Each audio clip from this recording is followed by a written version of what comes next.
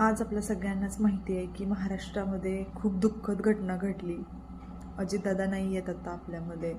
त्यांच्या विमानाला क्रॅश केला आणि त्यांचा जागीच मृत्यू झाला आहे तिथे.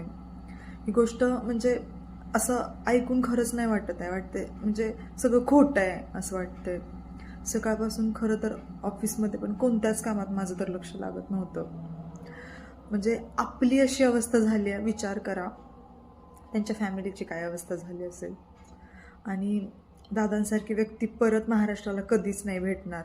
आणि आता असं वाटतंय की असं कुठून तरी काहीतरी व्हावा चमत्कार आणि असं व्हावं की ते परत यावेत. त्यांच्याबद्दल एवढं वाटतंय मला.